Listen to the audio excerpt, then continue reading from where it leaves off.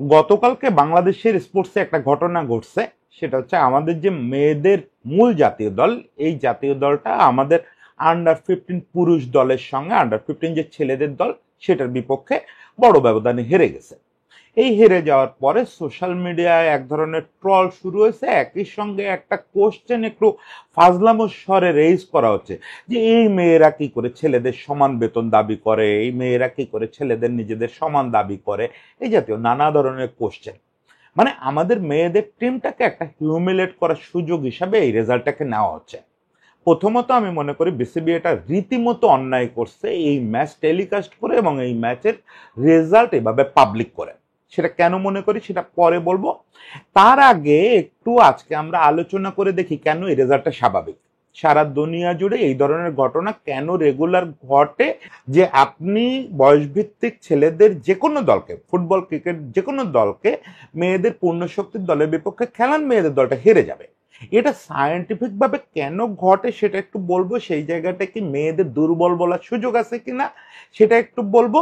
দ্বিতীয়ত বা শেষ দিকে এসে আমি আপনাদের একটু মজার তথ্য জানাবো যে দৃশ্যত আমরা তো নারীদেরকে দুর্বল মনে করি, বা যে কোনো খেলাধুলায় তারা ব্যাটল অফ সেক্স যখন হয় তখন তারা ছেলেদের চেয়ে পিছায় থাকবে এটাই মনে করি। কিন্তু নির্দিষ্ট কিছু খেলাধুলা আছে যেগুলাতে ছেলেরা মেয়েদের ধারে কাছেও পৌঁছাতে পারে না। কেন সেই জিনিসটা হয়, সেখানেও বিজ্ঞানের ব্যাখ্যাটা কি, এই জিনিসটা একটু বলবো। তাহলে বুঝবেন যে এই জাতীয় ট্রল করা, এই জাতীয় ফাজলামো করা এবং এই জাতীয় অদ্ভুত প্রশ্ন রেজ করা আসলে খুবই ভিত্তিহীন ব্যাপার। এই জিনিসগুলো আজকে একটু আলোচনা করি আসেন। আমরা কথায় কথায় একটা জিনিস বলি, লেভেল প্লেইং ফিল্ড। এখন লেভেল প্লেইং ফিল্ড কি? সবাইকে একই রাস্তায় একই প্রতিযোগিতায় নামায় দেওয়াটা কি লেভেল প্লেইং ফিল্ড? আপনি দেখবেন যে ফেসবুকে একটা মিম খুব ঘোরে যে একজন জাজ উনি বলতেছেন বনের ভিতরে বিভিন্ন পশু পাখি এক জায়গায় হয়েছে, তার ভিতরে বাদর আছে, হাতি আছে, সাপ আছে, হাঁস আছে, এক বিভিন্ন প্রাণী আছে। তাদেরকে বলতেছেন যে আমরা লেভেল প্লেইং ফিল্ডে তোমাদের বিচার করব, তোমাদের সবাইকে এই গাছে দ্রুত উঠে দেখাতে হবে যে কে দ্রুত উঠতে নামতে পারে। আচ্ছা আপনি বলেন এটা কি লেভেল প্লেইং ফিল্ড? হাতি কি ওই গাছে দ্রুত উঠতে নামতে পারবে? সাপ কি ওই গাছে বানরের সঙ্গে পেরে উঠবে? কুমির কি ওই গাছে বানরের সঙ্গে পেরে উঠবে বা উঠতে আদৌ পারবে? জলের যেসব প্রাণী, মাছ অমুক তমুক, তারা তো বাদরের মতো এটা পারবে না। ওটা অ্যাকচুয়ালি বাদরের ফিল্ড, ওটা লেভেল প্লেইং ফিল্ড না। লেভেল প্লেইং ফিল্ড হচ্ছে যার যার জায়গায় তাকে বিচার করা। মানে বাদরকে আপনি বিচার করবেন গাছে ওঠার ক্ষমতা দিয়ে, মাছকে বিচার করবেন জলে থাকার ক্ষমতা দিয়ে, এক একজনকে এক একভাবে বিচার করবেন। হাতিকে বিচার করবেন তার ভার বহনের ক্ষমতা দিয়ে। ফলে পৃথিবীর সব প্রাণী একইভাবে গঠিত না। এটা বিবর্তনের নানা কারণে, বিজ্ঞানের নানা কারণে এক একটা প্রাণীর স্ট্রেংথ এক এক রকম।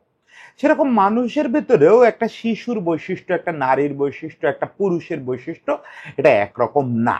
ফলে এদেরকে একই প্রতিযোগিতায় একই কাজ করতে দিয়ে বলা যায় না যে এই দুটোতে তোমরা যে জিতবে সে বেস্ট। এইটা খুব আনসায়েন্টিফিক একটা ব্যাপার। কেন আনসায়েন্টিফিক সংক্ষেপে একটু বলি যে আমাদের নারীদের যে দেহ, এই দেহ বিবর্তনের ফলে এমনভাবে গঠিত হয়েছে যে একটা পূর্ণবয়স্ক নারী অ্যাথলেট একটা 15 বছর বয়সী পুরুষ অ্যাথলেট এর তুলনায় এই সংক্ষিপ্ত মেয়াদের স্পোর্টসে কম শক্তিশালী। সংক্ষিপ্ত মেয়াদের কথাটা কেন বললাম, এই কথাটা শেষ দিকে গিয়ে বুঝবেন। সংক্ষিপ্ত মেয়াদের স্পোর্টস বলতে আমি এই যে ক্রিকেট, ফুটবল, আমাদের প্রচলিত বা স্প্রিন্ট, স্বল্প পাল্লার দৌড়, এগুলো সব কিছুকে এর মধ্যে ধরতেছি। যে খেলাগুলোতে সো কল্ড শক্তির পরীক্ষা হয়। এই সো কল্ড কেন বললাম, এটা আসলে পুরোপুরি শক্তির পরীক্ষাও না। এটা আসলে নির্দিষ্ট একটা সময় সে কত পাওয়ার জেনারেট করতে পারে তার পরীক্ষা। ওই নির্দিষ্ট ডেলিভারিতে সে কত জোরে মারতে পারে, ওই নির্দিষ্ট ডেলিভারিটা সে কত জোরে করতে পারে। ফুটবলেও একই কথা। আপনারা দেখবেন যে এই যে কদিন আগেই সুইডেনের একটা আন্ডার 14 টিম তাদের মেয়েদের টিমকে 7-1 গোলে বা 7-0 গোলে হারায় দিয়েছে। খুবই স্বাভাবিক, কারণ 14-15 বছর বয়সে একটা ছেলের টেস্টোস্টেরন হরমোন যতটুকু সিক্রিয়েশন হওয়ার কথা তা প্রায় পূর্ণমাত্রার কাছাকাছি চলে যায়। এই টেস্টোস্টেরন হরমোন আসলে ঠিক করে দেয় যে পেশির তাৎক্ষণিক পাওয়ার জেনারেট করার ক্ষমতাটা কেমন হবে, পেশির মাস কেমন হবে, এরকম অনেক কিছু। বোনের ডেন্সিটি, আমাদের পুরুষদের বোনের ডেন্সিটি মানে ঘনত্ব মেয়েদের তুলনায় বেশি। ফলে আমরা এই যে সো কল্ড ওই যে বললাম পাওয়ার জেনারেটিং, এই সো কল্ড পাওয়ার জেনারেটিং এ আগায় থাকি, ছেলেরা আগায় থাকে। ফলে এই জাতীয় কম্পিটিশন যখনই হয়, ছেলেদের সঙ্গে মেয়েদের, বয়স ভিত্তিক দলের সঙ্গে মেয়েদের, পূর্ণ শক্তির মেয়েদের দল হেরে যাবে মেয়েদের দল। কারণ ওরা ওই অল্প সময়ে ওই পাওয়ারটা জেনারেট করতে পারবে না। এবং এর উদাহরণ পৃথিবীতে ভুরি ভুরি আছে। আমার মনে আছে অস্ট্রেলিয়ার নারী দল একবার নিউক্যাসল আন্ডার 13 দলের কাছে 7 না 8-0 গোলে হেরে গেছিল। ফলে এইটা আসলে কোনো আলোচ্য বিষয় না। যারা সায়েন্স বোঝেন, এই বিবর্তনমূলক জীববিদ্যা যারা টুকটাক পড়াশোনা করছেন বা স্পোর্টস যারা ফলো করেন, তারা এটাকে পাত্তাই দেন না, যে এটাই স্বাভাবিক রেজাল্ট। এই ধরনের খেলায় এটাই স্বাভাবিক রেজাল্ট কেন হয়। এখানে আপনার মনে হতে পারে যে এই কোশ্চেনটাও তো করা দরকার, যে তাহলে যে আমরা বলি নারী পুরুষ সমান, তাহলে যে আমরা সমান অধিকার দাবি করি, তাহলে তো এটা সত্যি না। ওদের তো পাওয়ার জেনারেট করার ক্ষমতা নাই, ওরা তো এইসব স্পোর্টসে আমাদের ধারে কাছে আসতে পারে না, আমাদের বাচ্চাদের ধারে কাছেই আসতে পারে না, তাহলে কেন সমান অধিকার দাবি করে। এখানে আমি আপনাকে সংক্ষেপে, এটা যদিও সেই কথাগুলো বলার প্ল্যাটফর্ম না, তারপরেও একটু সংক্ষেপে বলি। নারীরা যে এই যে সাময়িক সময়ের জন্য পাওয়ার জেনারেট কম করতে পারে, এই জিনিসটা কিন্তু আসলে মানব জাতির স্বার্থেই পারে। মানে আপনি যে টিকে আছেন, আমি ধরে নিচ্ছি আপনি দর্শক হিসেবে একজন পুরুষ, আমিও একজন পুরুষ, আমরা যে টিকে আছি, এই সভ্যতা যে টিকে আছে, এটা মূলত তাদের এই স্যাক্রিফাইসের কারণে। তারাও আমাদের মতোই এরকম স্বল্প সময়ে পাওয়ার জেনারেট করার মতো শক্তি নিয়ে গড়ে উঠতে পারত। কিন্তু ওই যে সোর্সটার আসলে কিছু তো ডিভাইড করে দেওয়া থাকে, রোল ডিভাইডেশন, যে তুমি এটা করবা, তুমি এটা করবা। আপনি যদি আদিমকাল থেকে দেখেন, তাহলে নারীদেরকে মূলত যে কাজে রাখা হয়েছে সেটা হচ্ছে যে তুমি ঘর সামলাবা, ঘরে বাচ্চাদের রক্ষণাবেক্ষণ করবা, পরিবার সামলাবা। গুহাবাসীরাও এই একই থিওরিতে ছিল, আর পুরুষটা বাইরে গিয়ে শিকার করবে, বড় বড় প্রাণী ধরে আনবে। এই ছিল রোলের ডিফারেন্স। এখন এইটা আর একই সঙ্গে নারীর সবচেয়ে বড় যে ভূমিকাটা, এখন মানব সভ্যতার ইতিহাসে সবচেয়ে বড় রোল তো তারা প্লে করতেছে, কি সেটা হচ্ছে সন্তান জন্ম দেওয়া। সন্তান জন্ম দিয়ে সভ্যতারে আগায় নিয়ে যাচ্ছে। এই সন্তান জন্ম দেওয়া এবং গৃহপালন, এটা করতে গিয়ে তাদেরকে নমনীয় হতে হয়েছে।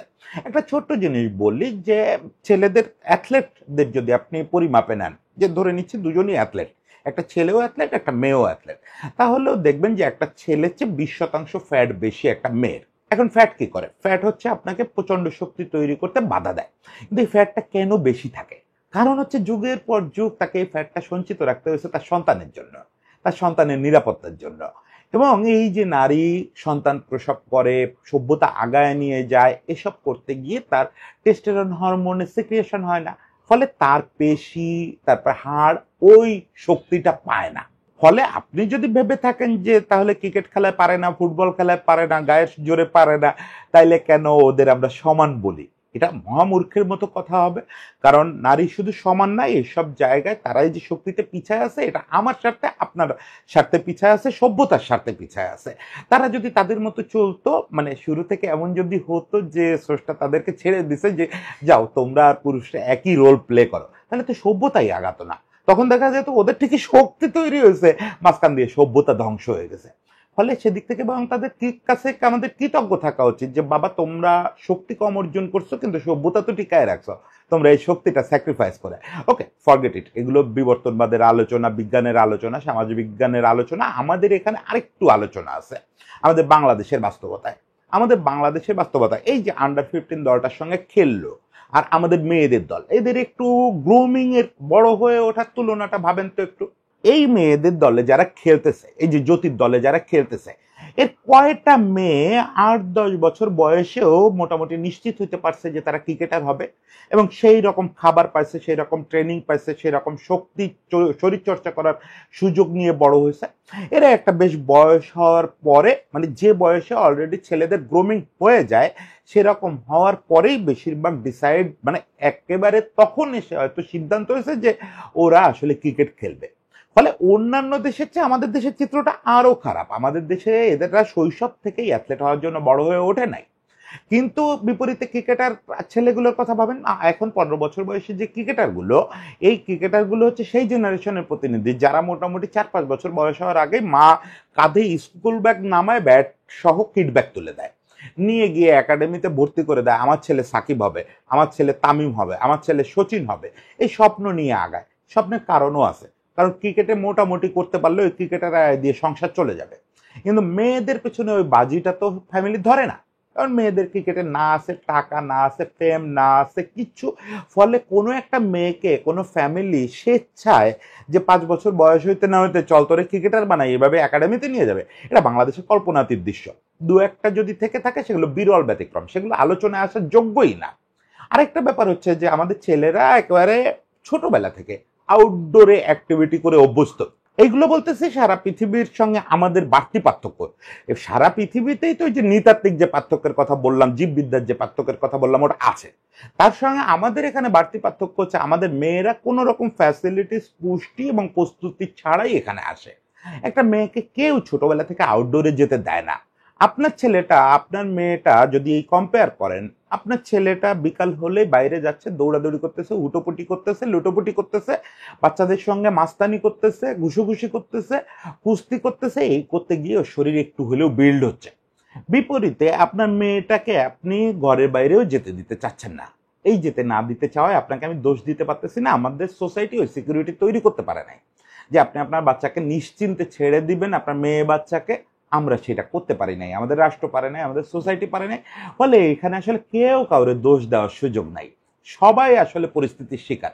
মেয়েটাকে আটকায় রাখতে, আমারও একটা মেয়ে আছে, আমিও আমার মেয়েটারে তো এই বয়সে বেরোতে দিতে, মানে একা একা খেলতে যেতে দিতে সাহস পাই না। ফলে কোনো বাবা মাই ওইটা সাহস পান না। ফলে এই মেয়েগুলো গড়ে ওঠে অনেক নমনীয়ভাবে একটা ছেলের তুলনায়। সেই প্রভাবটাও তো এই বয়স পর্যন্ত এসে পড়ে, এটা সারা জীবন ওরে ভোগাবে। একই সঙ্গে আমাদের এই টিমে দেখবেন বেশ একটা বড় অংশের ছেলে মেয়েরা আর কি মূল দলের, এরা আসছে মফস্বল থেকে। মফস্বলে কিন্তু বেশ কিছু ডিসক্রিমিনেশনও আছে। মানে এখানে যেটা হয়, শহরে আপনি আপনার ছেলে বাচ্চাটারে যেটুকু বাড়তি খেলার সুযোগ দেন, মেয়েটাকে দিতে পারেন না, ওটা হচ্ছে আপনার অসহায়ত্ব। কিন্তু মফস্বল বা গ্রামে এখনো পর্যন্ত কিছু ডিসক্রিমিনেশনও আছে। ওই যে সে মিনার কার্টুনে দেখছিলেন না ছোটবেলায়, যে ছেলেটার পাতে ডিমটা, আস্ত ডিমটা, মেয়েটার পাতে ডিম নেই, এগুলো এখনো কিন্তু আছে। আপনি শহরে বসে এগুলো অনুভব করতে পারবেন না। মেয়েদের ওই পুষ্টির অভাব থাকে। তারপরে আপনারা জানেন মেয়েরা ছোটবেলা থেকে আয়রন ঘাটতিতে ভোগে, নানা রকম পুষ্টি ঘাটতিতে ভোগে, তাদের বরং ছেলেদের চেয়ে বেশি পুষ্টির দরকার। উল্টোটা হয় আমাদের এখানে, তারা সমান পুষ্টিটাও পায় না। ছেলেটা আর মেয়েটা পাশাপাশি খেতে বসে, স্যাক্রিফাইস করতে হয় মেয়েটাকে, তুই রাতে খাস, রাতেও দেখা যায় ওর কপালে জোটে না। ছেলেটার কালকে পরীক্ষা, ছেলেটার কত কষ্ট করা লাগে সারাদিন, ছেলেটারে ডিমটা দাও। এই ব্যাপারটা থাকে, কেমন যেন মেয়েটার কোনো কষ্টই করা লাগে না, মেয়েটার পরীক্ষাও নাই, মেয়েটার কিচ্ছুই নাই। এগুলো তো আছে আমাদের সোসাইটিতে, এগুলো আছে। ফলে পৃথিবীর অন্য যে কোনো জায়গায় মেয়ে বনাম ছেলে যদি আপনি ওই যেটাকে ব্যাটল অফ সেক্স বলে স্পোর্টসের ভাষায়, এরকম একটা জিনিস করেন, তার চেয়ে বাংলাদেশে করলে এটা মেয়েরা আরো বেশি পিছায় থাকবে। সেটার জন্য মেয়েরা দায়ী না, সেটার জন্য আমরা দায়ী, আমাদের সোসাইটি দায়ী। ওকে, এখানে আরো একটা ব্যাপার আছে। একেবারে মানে আমরা এত কিছুর পরেও যদি বলি, ওই যে বললাম যে শুরুতে লেভেল প্লেইং ফিল্ডের কথা বলছি, লেভেল প্লেইং ফিল্ডে আসেন। লেভেল প্লেইং ফিল্ডে এসে কে কার অঙ্গনে বেশি সাকসেস পাচ্ছে। মানে বাদরটা যখন গাছে উঠতেছে তখন বাদরটা কত দ্রুত উঠতেছে, আর মাছটা যখন সাঁতার কাটতেছে তখন মাছটা কত সুন্দর সাঁতার কাটতেছে। ওই কম্পিটিশন করেন ছেলেদের সঙ্গে মেয়েদের, তাহলে দেখবেন যে ছেলেরা লজ্জায় মুখ লুকানোর জায়গা পাচ্ছে না। ছেলেদের ফুটবল, ছেলেদের ক্রিকেট এখনো পর্যন্ত টোটাল বাংলাদেশে যে অ্যাচিভমেন্ট আছে তার 3 গুণ থেকে 4 গুণ অ্যাচিভমেন্ট আছে আমাদের মেয়েদের অ্যাথলেটরা। প্রত্যেকটা সেক্টরে, ক্রিকেট, ফুটবল, আর্চারি, শুটিং, প্রত্যেকটা সেক্টরে আমাদের সবচেয়ে গর্বময় অর্জনগুলো বেশিরভাগ আসছে মেয়েদের হাত ধরে। এই ক্রিকেটের কথাই ভাবেন না, ক্রিকেট নিয়ে এত কথা বলতেছি, ক্রিকেটে আমাদের ন্যাশনাল টিম, ছোটদের টিম, ন্যাশনাল টিম মিলে আমরা এ পর্যন্ত কয়টা স্বীকৃত ট্রফি জিতছি। 97 আইসিসি ট্রফি আমাদের গর্বের ধন, কিন্তু ওটা কোনো ইন্টারন্যাশনাল ট্রফি না। এ পর্যন্ত আমাদের ছেলেদের মানে মূল পুরুষদের দল একটা মাত্র ইন্টারন্যাশনাল ট্রফি জিতছে, সেটা একটা ছেলে খেলার মতো। ওয়েস্ট ইন্ডিজের একটা বি টিম আর আয়ারল্যান্ডকে হারায় একটা ট্রফি জিতছে, এছাড়া আর কিচ্ছু জিততে পারি নাই। আর আমাদের বাচ্চারা মানে অনূর্ধ্ব-19 দল একটা বিশ্বকাপ জিতছে। এই হচ্ছে আমাদের টেনে টুনে অর্জন ছেলেদের। মেয়েদের দিকে তাকান, মেয়েরা অলরেডি একটা এশিয়া কাপ জিতে বসে আছে। কোনো রকম সুযোগ সুবিধা, বাড়তি ট্রেনিং, অমুক তমুক ছাড়া মেয়েদের যে টিমটা এশিয়া কাপ জিতছিল, এখন জ্যোতিদের টিমটা তো তাও একটা ভালো সুযোগ সুবিধা পায়। বাইরে থেকে পাওয়ার হিটিং কোচ আসলে ওরা একটা সেশন পায়, ভালো জিম পায়, অমুক তমুক। সালমাদের যে টিমটা ছিল বা এর আগের যে টিমটা ছিল, এগুলো তো কোনো সুযোগ সুবিধাই পাইতো না। সালমাদের টিমটা মাত্র কদিন আগে ভাই আমাদের মেয়েদের স্পোর্টসটা একদম আমার চোখের সামনে গড়ে উঠছে। এই সালমা, পান্না, তারপরে ওই জেনারেশনের যারা এরা বিভিন্ন স্পোর্টস খেলতো, পরে স্রেফ ভালোবাসা থেকে ক্রিকেটে চলে আসছে। কয়েকজন পাগল সংগঠক ছিলেন, ওই খুলনায় পিলুবাই, ঢাকায় কয়েকজন এরকম ছিলেন, পুতুলাপা ছিলেন আমাদের সাংবাদিক, এরা রাত দিন এদের নিয়ে লেগে পড়ে থেকে একটা কিছু দাঁড় করাইছে। সেখানে আপনি সেই 2001 সাল থেকে ছেলেদের সুযোগ সুবিধা দিচ্ছেন, অথচ ছেলেরা আপনারা কিছু এনেই দিতে পারতেছে না, মেয়েরাই যা কিছু আনতেছে। আর ফুটবলে তো সিনারিওটা একবার ড্রামাটিক ড্রামাটিক। ফুটবলে আজ পর্যন্ত ছেলেরা টোটাল যা অর্জন করছে সেটা মেয়েদের ওই যে বাজে ভাষায় বলে পায়ের কাছে পৌঁছানোর মতো না। আমাদের মেয়েদের দলটা সাউথ এশিয়ান জোনে যত রকম এজ ভিত্তিক খেলা আছে সবগুলো এক বা একাধিকবার করে জেতা হয়ে গেছে তাদের। শুধুমাত্র বোধহয় আন্ডার 17টা এখনো আমরা জিততে পারি না, কারণ এই আন্ডার 17 কম্পিটিশনই আমাদের টিমটা সেভাবে পায় নাই, এবার পাচ্ছে। এই যে এখন যাচ্ছে, এরাও দেখবেন না হয়তো ট্রফি জিতে চলে আসছে, না জিতলেও কিছু যায় আসে না, এই লেভেলে এরা ট্রফি জিততে জিততে জিততে জিততে অভ্যস্ত হয়ে গেছে। এই মেয়েদের সিনিয়র লেভেলে তাও সাউথ এশিয়ান ট্রফি জিতছে টানা 2বার, এবার তারা এশিয়া কাপ বাছাই পর্ব পার করে ফেলছে। বুঝেন কি রকম একটা রেজাল্ট এনে দিচ্ছে ছেলেরা, যেগুলো স্বপ্নও দেখতে পারতেছে না এখনো পর্যন্ত। আমরা হামজারে আনছি, সমিত সোমরে আনছি, সব কিছু আনছি, আনার পরেও আমাদের এশিয়া কাপ বাছাই পর্ব পার করতে পারবো কিনা ব্যাপক দ্বিধা আছে। সেখানে যার যার সেক্টরে যখন আপনি বিচার করবেন সত্যিকারের যেটা লেভেল প্লেইং ফিল্ড, সেখানে তো আমাদের মেয়েদের চেয়ে আমাদের ছেলেরা অনেক পিছিয়ে আছে। এত কম সুযোগ সুবিধা, এত কম টাকা পয়সা, থাকা পায় না, খাওয়া পায় না, এর মধ্যেই মেয়েরা যা করতেছে ছেলেরা তো তার ধারে কাছেও পৌঁছাইতে পারতেছে না এত সুযোগ সুবিধা পেয়ে।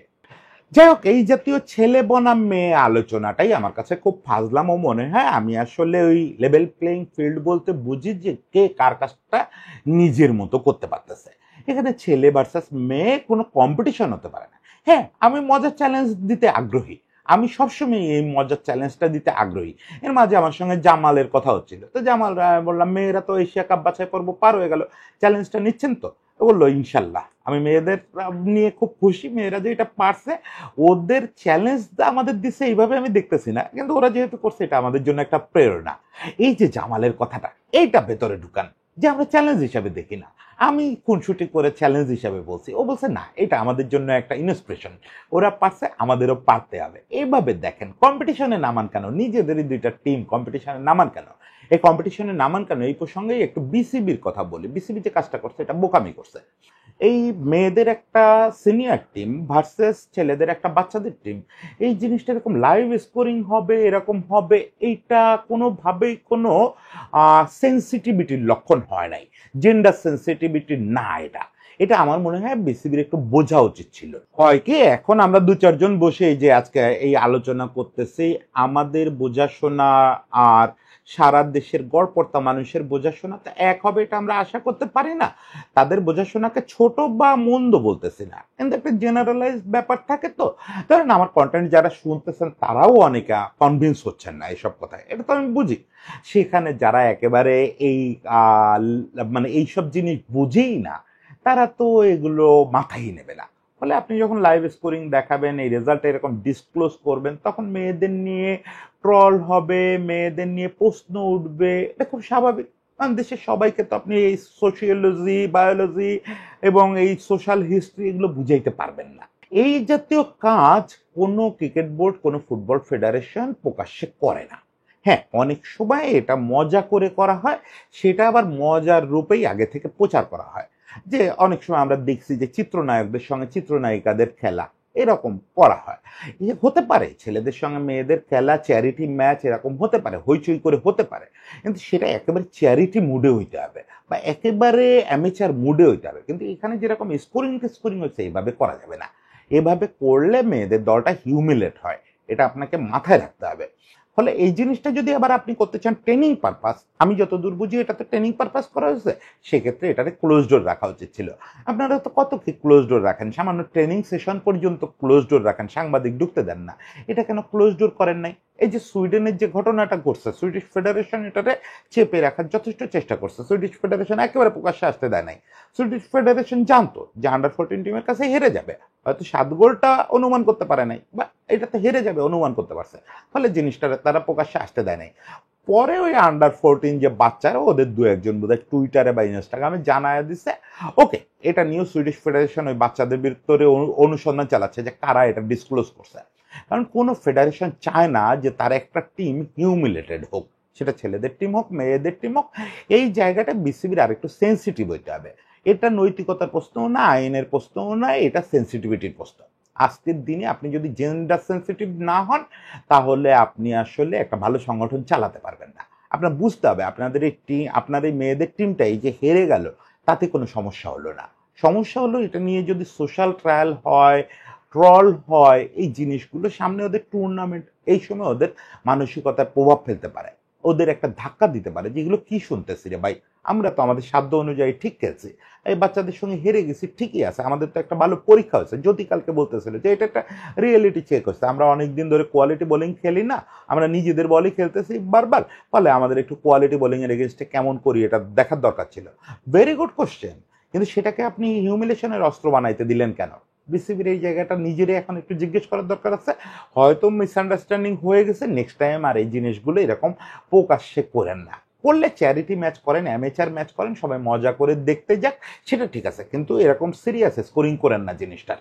সবশেষে আপনাদের সেই কথাটা বলি যেটা একদম ইন্ট্রোতে বলছি, কথা দিয়ে রাখছি, যে কিছু স্পোর্টস আছে যে স্পোর্টসগুলোতে শক্তির পরীক্ষায় মেয়েদের ধারে কাছেও কখনো পুরুষরা পৌঁছাইতে পারে না। সেটা কি? এই যে শুরুতে বলছি না যে শর্ট টার্ম পাওয়ার ইউজ, এই যে ক্রিকেট বলেন ফুটবল বলেন, এগুলো তো সর্বোচ্চ কি হয় আপনার একদিনের খেলা, 20 ওভারের খেলা, মানে আপনি দেখতেছেন অনেক সময় ধরে 5 দিনও তো হচ্ছে টেস্ট, কিন্তু খেলাগুলো পাওয়ারের ইউজ হচ্ছে কিন্তু অল্প সময়। ফুটবলে এটা 90 মিনিট, 90 মিনিটের মধ্যে 90 মিনিট সবগুলো খেলোয়াড় পাওয়ার জেনারেট করে না, বেশিরভাগ সময় হাঁটে, পজিশনে যায়। স্প্রিন্টটা কতটুকু সময় টানে 90 মিনিটের মধ্যে হিসাব করলে দেখবেন গড় খেলোয়াড়দের স্প্রিন্ট টানার টাইম 15 মিনিটের কম। ফলে যে 15 মিনিটের জন্য প্রচন্ড শক্তি প্রদর্শন, ওইটা মেয়েরা পেরে ওঠে না। ক্রিকেটেও তাই, প্রত্যেকটা ডেলিভারিকে আলাদা করে ভাবেন, তাহলে মাত্র কয়েক সেকেন্ডের জন্য প্রচন্ড শক্তি দেওয়া লাগতেছে, ওইটা ওরা পেরে ওঠে না। ফিল্ডিং এ কয়েক সেকেন্ডের জন্য প্রচন্ড একটা দৌড় দেওয়া লাগতেছে, সেটা কেন পেরে ওঠে না সেগুলো তো বলছি। কিন্তু প্রশ্নটা যদি হয় কে কত দীর্ঘ সময় ধরে শক্তির পরীক্ষা দিতে পারে, কে কত দীর্ঘ সময় ধরে দৌড়াতে পারে বা সাইক্লিং করতে পারে, তাহলে আপনি কল্পনা করতে পারেন পরিস্থিতিটা কি হবে। মেয়েদের মানে ধারে কাছেও পৌঁছাইতে পারবে না ছেলেরা, এটা পরীক্ষিত সত্য, পরীক্ষিত সত্য। এ পর্যন্ত পৃথিবীতে কয়েকবার 200 কিলোমিটারের উপরে রেস, মানে দৌড় অথবা সাইক্লিং, এরকম ইভেন্ট আয়োজন করা হয়েছে যেখানে নারী পুরুষ সবাই অংশ নিয়েছে, কোনোটায় পুরুষরা কেউ টপ 3-তেও থাকতে পারে নাই। এবং কয়েকটা ইভেন্টে আমি একদম নাম ধরে ধরে বলি, 2017 সালে একটা 240 কিলোমিটার রেস হয়েছিল, দৌড় হয়েছিল, সেখানে কোর্টনি ওয়াটার নামে একজন নারী অ্যাথলেট, উনি যে ওয়ার্ল্ড রেকর্ড করে ওটা জিতছিলেন, এটা ছেলেদের ওয়ার্ল্ড রেকর্ড হচ্ছে 12 ঘন্টা কম সময়, 12 ঘন্টা। টাইমটা বুঝছেন? মানে ছেলেরা যখন 200 কিলোমিটারের ওপরে যায় তখন আর ব্যাপারটা পারে না। এরকম ভাবে 2019 সালে একবার হয়েছে, ওটাও যিনি জিতছেন 10 ঘন্টার ব্যবধানে ওয়ার্ল্ড রেকর্ড ভেঙে দিচ্ছেন, ছেলেদের ওয়ার্ল্ড রেকর্ড একটা মেয়ে ভেঙে দিচ্ছে 10 ঘন্টার ব্যবধানে। ইউএস এর পাম রিড নামে একজন নারী অ্যাথলেট আছেন, ওনাকে বলা হয় যে লংগেস্ট ডিস্টেন্স রানিং এর কিংবদন্তি। উনি 2002 এবং 2003-এ এরকম 234 কিলোমিটারের 2টা রানে, উনিও এরকম ছেলেদের ওই ইভেন্টে যে রেকর্ড ছিল সেই রেকর্ডকে বিপুল ব্যবধানে পিছনে ফেলে 2বারই জিতছেন, একেবারে জেনুইনলি জিতছেন, ওনার আশেপাশে কেউ ছিল না, ওনার 5-6 ঘন্টা পরে সবাই ফিনিশিং লাইনে পৌঁছাইছে। সাইক্লিং এও আমরা একই দৃশ্য দেখছি। 2019 সালে ট্রান্সকন্টিনেন্টাল একটা সাইক্লিং হয়েছিল 4000 কিলোমিটার, এখানে ফিওনা কোলবিঙ্গার নামে একজন নারী অ্যাথলেট, তিনি এরকম বিপুল ব্যবধানে 15 ঘন্টা, রেকর্ডের 15 ঘন্টা আগে উনি রেস শেষ করে ফেলছেন, যে রেকর্ডটা ছিল এর আগে ছেলেদের। বুঝতে পারতেছেন যে যখন দৈর্ঘ্যটা অনেক হয়, সময়টা অনেক হয়, মানে 5 দিন 7 দিন 10 দিন ধরে টানা এফোর্ট দিয়ে দেওয়া লাগে, তখন আর মেয়েদের ধারে কাছে ছেলেরা পৌঁছাইতে পারে না। কেন? এটারও উত্তর কিন্তু ওই জীববিজ্ঞানে আছে। ওই যে ফ্যাটের কথা বলছিলাম না, যে ছেলেদের তুলনায় মেয়েদের ফ্যাটের পার্সেন্টেজ একই রকম অ্যাথলেট হওয়ার পরও 20% বেশি থাকে। এটার ফলে যেটা হয় যে তাদের মেটাবলিজম প্রসেস লম্বা হয়, তাদের পেইন টলারেন্স ক্ষমতা ছেলেদের চেয়ে অনেক বেশি, অনেক বেশি। ফলে যখন 5 দিন ধরে দৌড়াতে হচ্ছে, ওখানে তো প্রচুর পেইন টলারেন্স লাগতেছে, ওই ফ্যাট বার্নিংটা তখন একটা ইস্যু হয়ে দাঁড়াচ্ছে যে কার শরীরে কত ফ্যাট আছে, কে কতক্ষণ এটাকে ইউজ করতে পারতেছে। সেই সব জায়গায় মেয়েরা ছেলেদের চেয়ে অনেক আগায় যায়। ফলে শক্তিতে আগায় আছে না পিছায় আছে, ওই যে শুরুতে একটা শব্দ বলছিলাম না, সো কল্ড পাওয়ারের খেলায় ওরা পিছায় আছে, আসলে এই ব্যাপারটা সো কল্ড। কারণ সত্যিকারের শক্তির প্রদর্শনী যখনই কথা আসলো যে 5 দিন ধরে কে বেশি শক্তি দেখাতে পারে, তখন কিন্তু মেয়েদের ধারে কাছে আমরা পৌঁছাতে পারতেছি না। যাই হোক, এই সবগুলো বললাম বৈচিত্র্যের নানা রূপ বোঝানোর জন্য। এর মানে আবার এই না যে ছেলেদের আমি ছোট করার চেষ্টা করতেছি, ছেলেরা তো ছেলেই, মেয়েরা তো মেয়েই। ওই জায়গা থেকে আমাদের দেখতে হবে যে বাদরটা কি ভালো পারে, মাছটা কি ভালো পারে, প্রত্যেকটা যার যার মতো করে খেলতে দিতে হবে, যার যার জায়গায় বিচার করতে হবে। লেভেল প্লেইং ফিল্ড এই না যে সবাই একই পরীক্ষা দিয়ে পাশ করবে। এই জিনিসটা যদি আমাদের শিক্ষকরা মনে রাখতে পারতেন তাহলে আরো ভালো হতো। সব ছাত্রকে একই প্রশ্ন দিয়ে জাজ করা, এটাও আমাদের একটা বিরাট সমস্যা। কোনো ছেলে হয়তো অঙ্ক খুব ভালো পারে, কোনো ছেলে হয়তো বাংলা খুব ভালো পারে, আমরা সবগুলোতে সবাই 80 পাইতে বলি। এগুলো তো ওই আমাদের লেভেল প্লেইং ফিল্ড বলতে আমরা অদ্ভুত কিছু জিনিস বুঝি। যাই হোক, এসব আলোচনায় আজকে না যাই, শুধু সবাইকে অনুরোধ করি না বুঝে শুনে, যারা আর কি ব্যাপারটা অন্তত বোঝেন, যারা নিজেদেরকে সচেতন মানুষ দাবি করেন, তারা অন্তত এই ব্যাপারটা নিয়ে মেয়েদের হিউমিলেট করেন না। এটা ওদেরকে আঘাত করবে, সামনে ওদের খেলাধুলা আছে, এটাতে ওদের মোরালি ডাউন করে দিবে। এই ক্ষতিটা করেন না। আশা করি সবাই যার যার জায়গায় ভালো করবেন। সবার জন্য প্রার্থনা।